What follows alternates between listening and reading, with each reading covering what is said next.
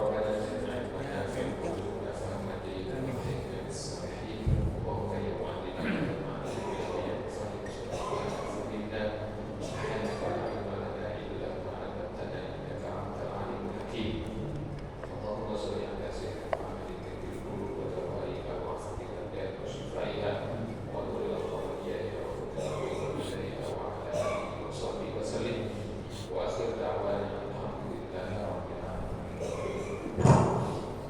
Saya ingat lagi. Ayat sekarang 159. Sekarang 159 dari surah Al-A'raf ya. Al-A'raf. Surah Al-A'raf ayat 159. Kalau di mushaf saya ini halamannya halaman 170.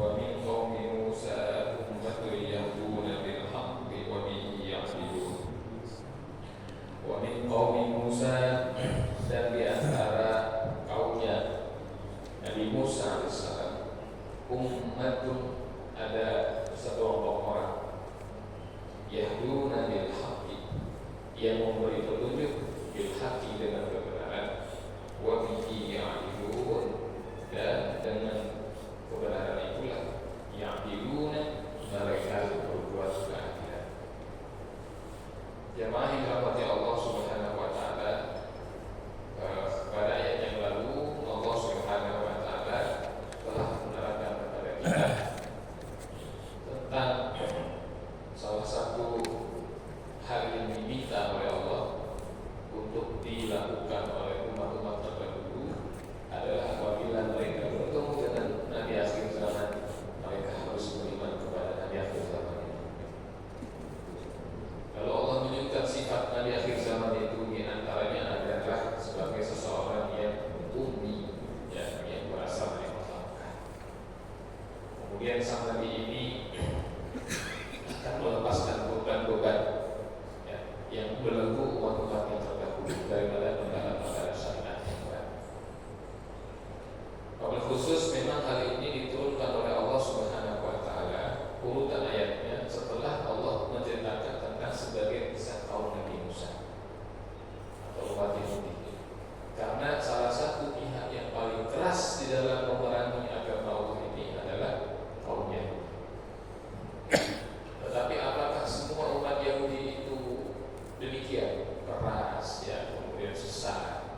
Tidak. Maka dalam ayat ini Allah menyebutkan wa min qaumi Musa ummatun yahduna bil haqq wa bihi. Tidak semua orang di dalam kaumnya Nabi Musa itu sesat menyimpang. Di antara kaum Nabi Musa itu tetap ada sekelompok orang yang bagaimana yahduna, mereka itu dapat memberikan petunjuk. Jamaah yang dirahmati Allah Subhanahu wa taala, dalam ayat yang ke-129 ini yang pertama ada kosakata yang menarik untuk kita garis bawahi, yaitu kata yahduna.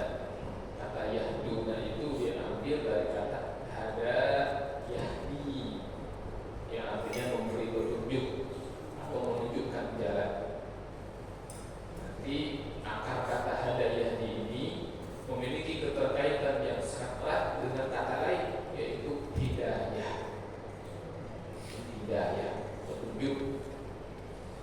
Lalu kata hidayah itu memiliki keterkaitan pula dengan kata lain yang sering kita dengar, dan itu dari bahasa Arab, yaitu hadiah. Ya kan, hadiah. Sering kita hadiah itu dari bahasa Arab itu. Hadiah kan.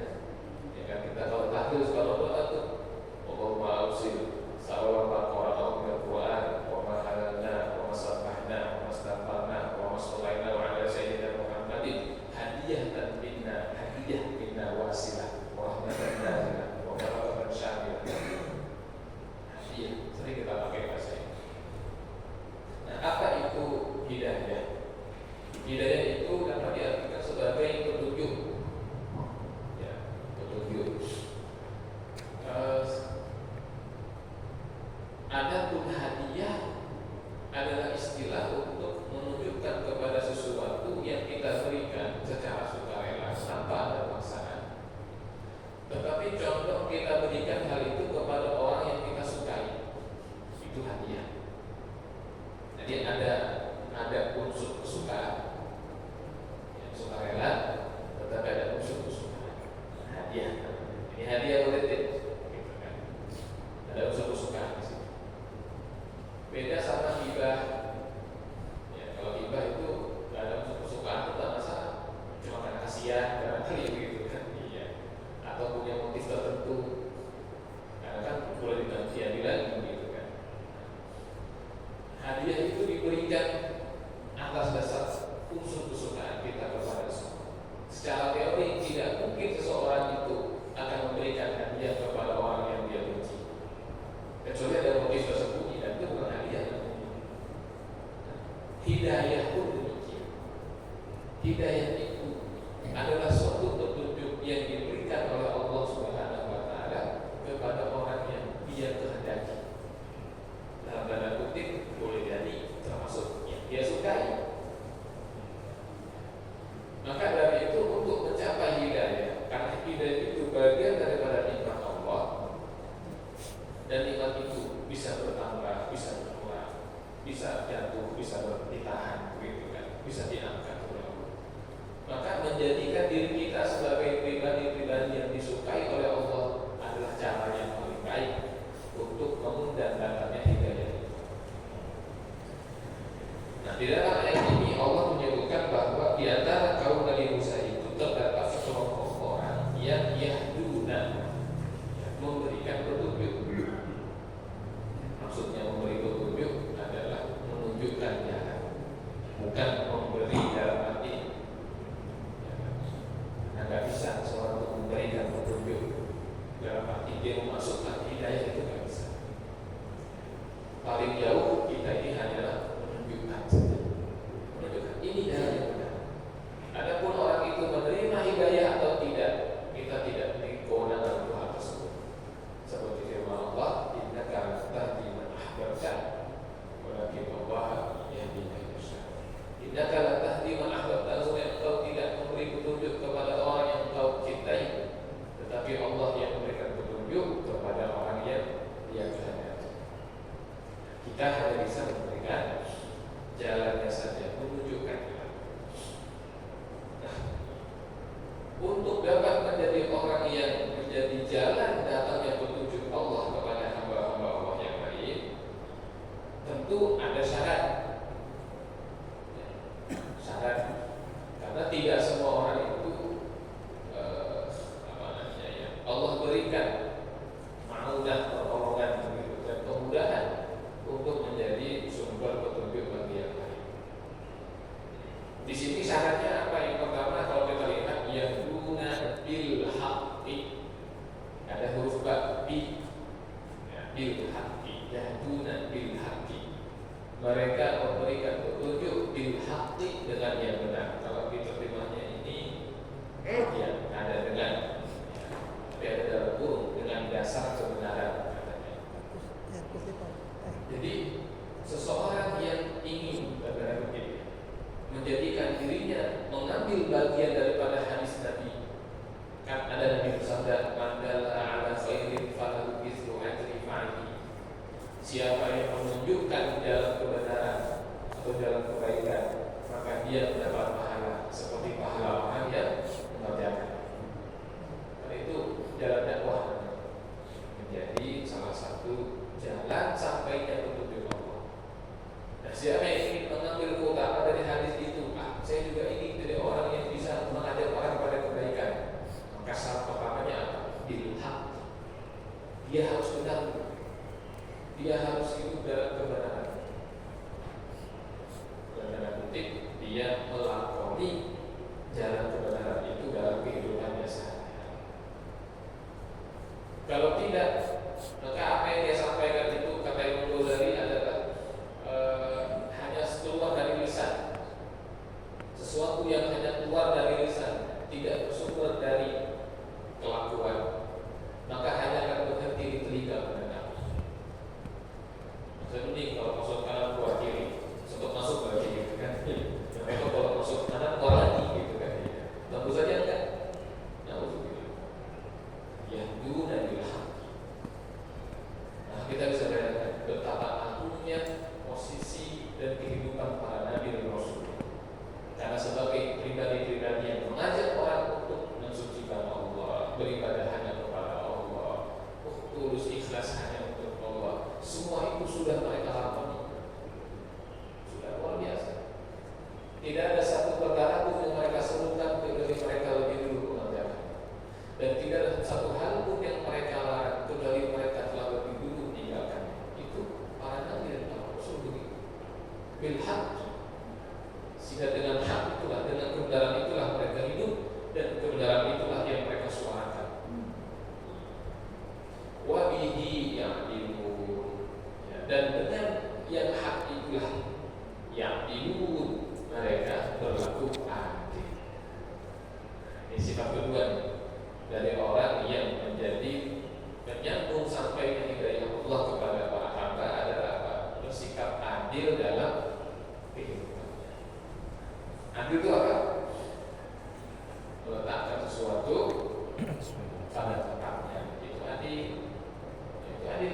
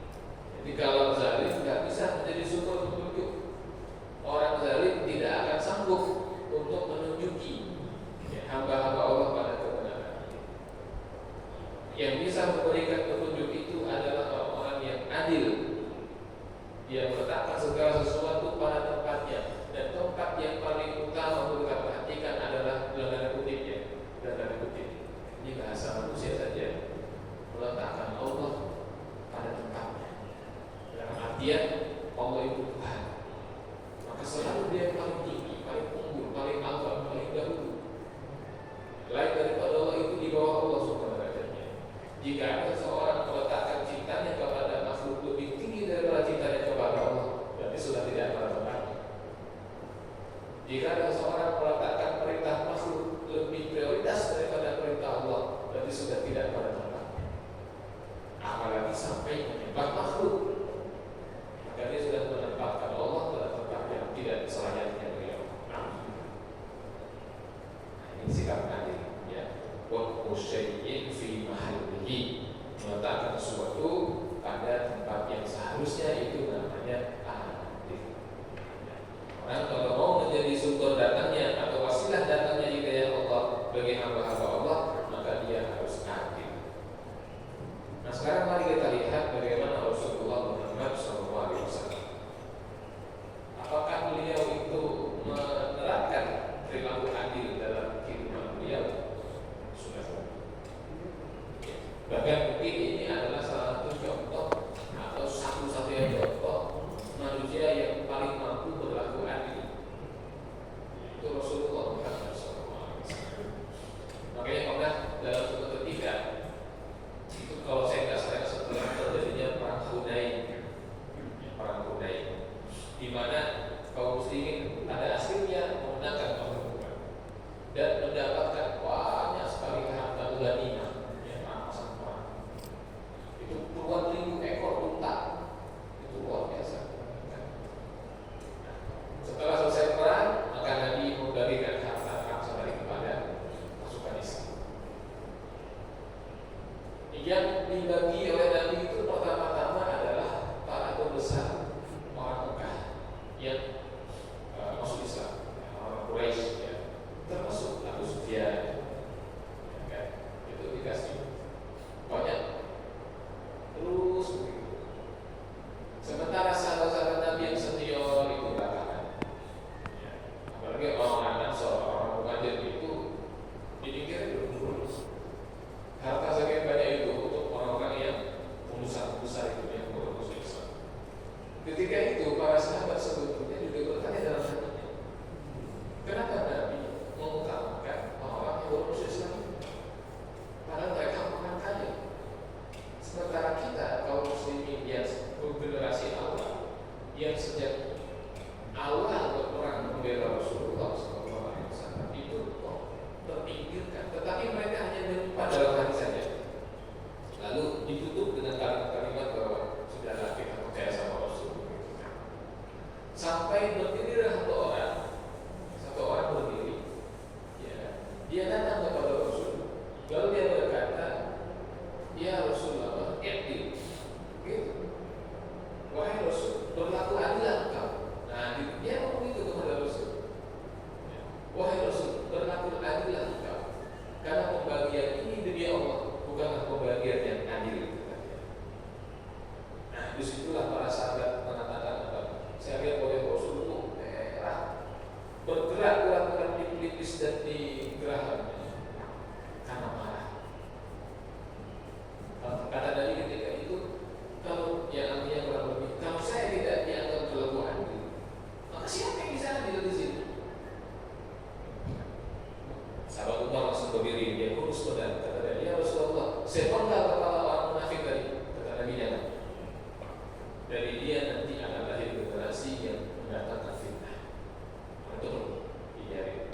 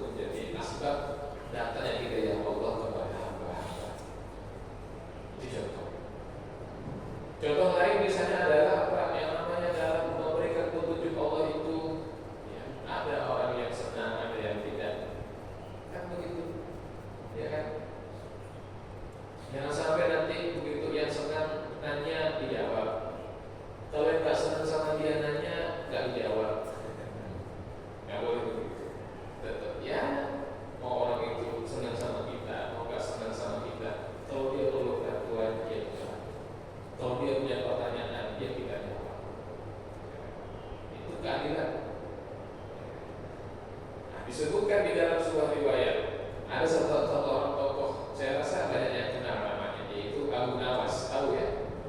Abu Nawas. Ini bukan orang gila bukan? Dia itu orang soleh, orang alim, tapi sempat orang gila.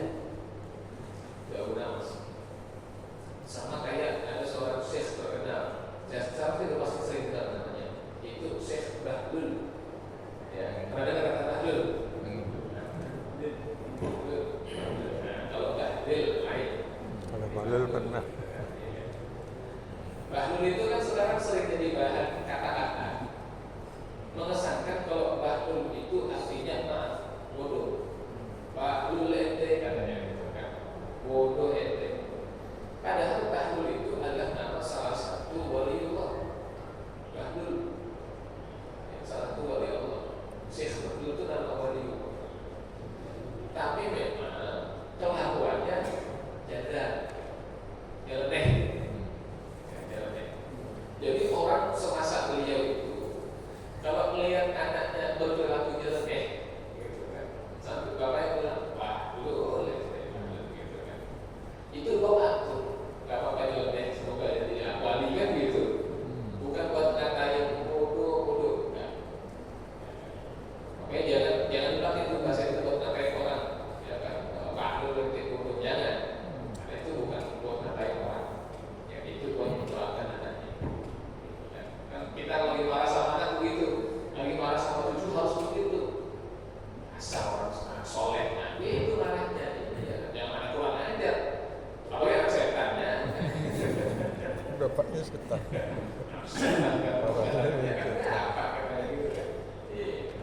Ya, katain dasar orang alim, calon ulama, gitu kan? Orang kaya dermawan kamu, nah gitu. Itu nggak ada lagi. Bahlul dia jadi orang wali gitu, malah sama. Nah ada salah satu tokoh namanya Abu Nawas, itu dia keluar panggilan. Kenapa dia suka keluar panggilan? Karena dia tidak mau diangkat menjadi qadhi untuk menggantikan ayahnya. Jadi ayahnya itu seorang qadhi. Dia nggak mau disuruh gantiin bapaknya. Jadi begitu bapaknya sakit mau meninggal, datang ke Abu Nawas. Kata bapaknya, nah coba kamu mendekat. Kamu cium telinga bapak yang kanan sama kiri, dicium yang kanan. Selesai kata bapaknya, apa yang kamu dapatkan? Kata dia, telinga kanan bapak baunya wangi, tapi yang kiri mohon maaf gitu kan, busuk. Gitu. Kata bapaknya, oh ya Abu Nawas, sesungguhnya kalau saya nanti mati, saya rasa pasti Sultan akan angkat kamu menjadi qadhi menggantikan saya. Tapi saya khawatir kalau kamu jadi qadhi, kamu akan mendapati hal yang seperti saya. Kata Abu Nawas, kenapa Pak? Nah, cerita bapaknya. Kata bapaknya, ada dua orang yang berselisih, mengadu kepada saya. Maka saya buka pengadilan resmi. Nah, biasa. Ya, dalam mahkamah itu pertama mendengar keterangan dari dua pihak, gitu kan, yang berselisih. Yang satu ini adalah orang yang senang sama saya dan saya senang sama dia. Yang satu lagi orang yang nggak senang sama saya pun nggak senang sama dia. Nah begitu orang yang senang sama saya bicara, saya dengerin dengan tekun, saya senang dengerinnya, gitu kan. Saya senang dengerinnya, saya dengarkan. Begitu yang satu lagi bicara, ya saya dengerin, cuma saya malas dengerinnya. Tetap saya dengerin, cuma saya malas dengerin. Itu dari situ katanya telinga saya ini baunya beda. Tidak adil, ya kan? Tidak adil.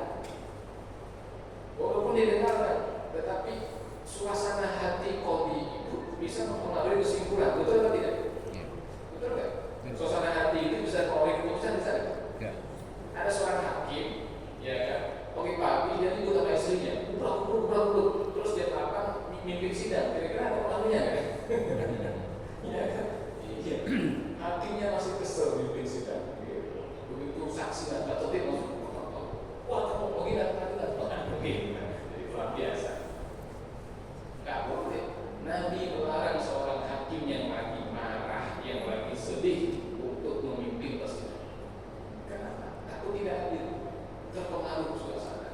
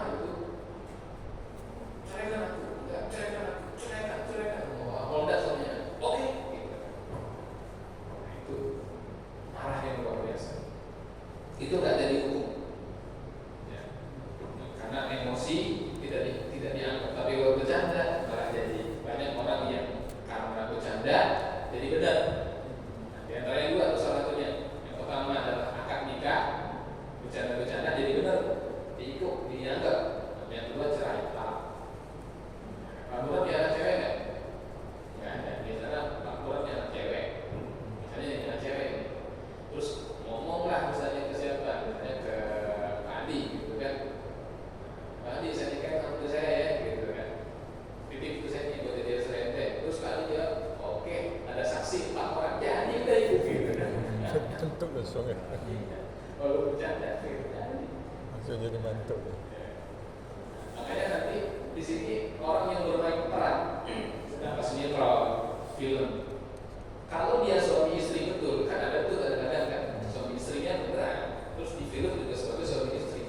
Jangan mau kalau udah adegan cerai. Jangan mau.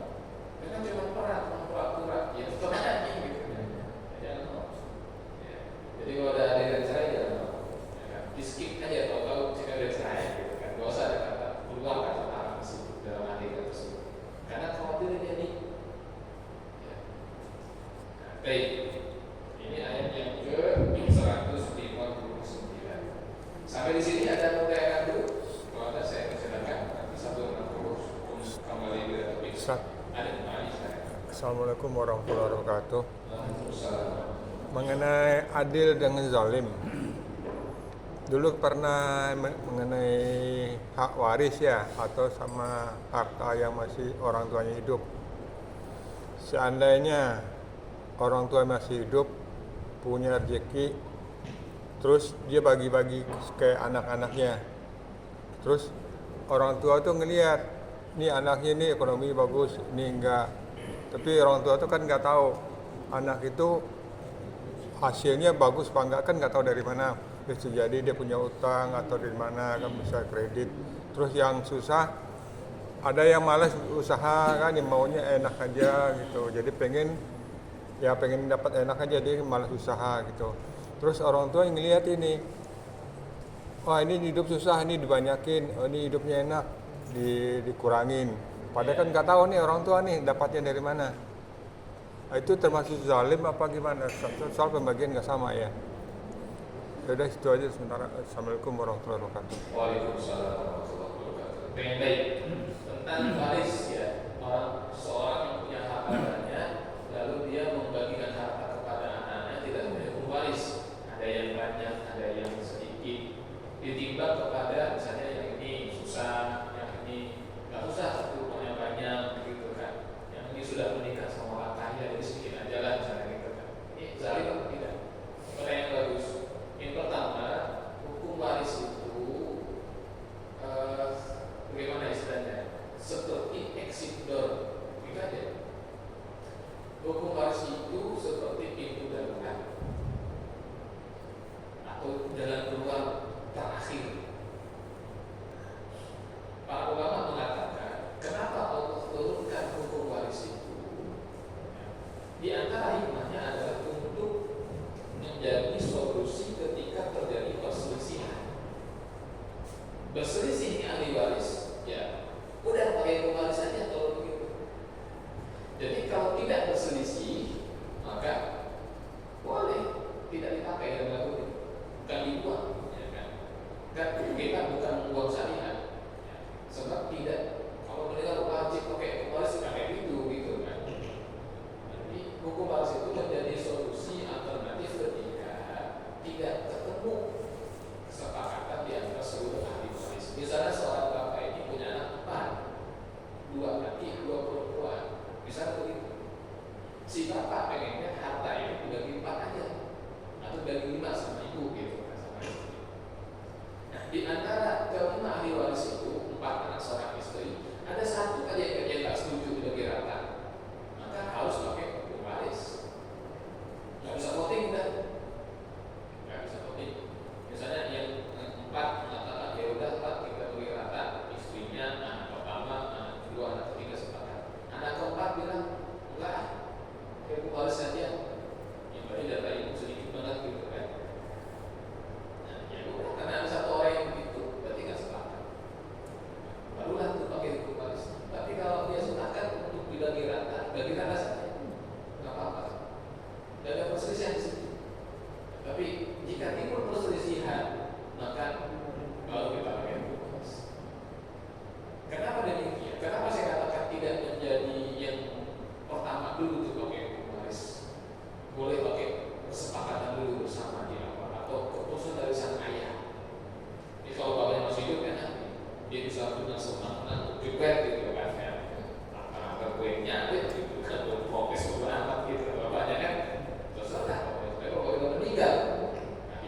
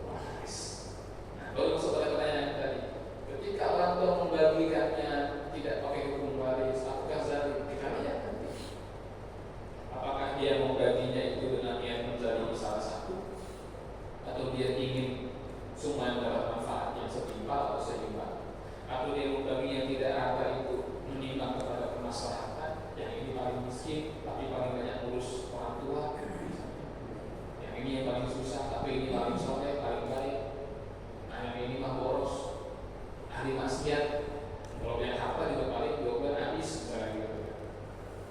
Jadi tergantung kita yang tentu. Jadi nggak bisa kita hukumi langsung dia dari atau tidak. Segera. Ada lagi? Baik. Ada?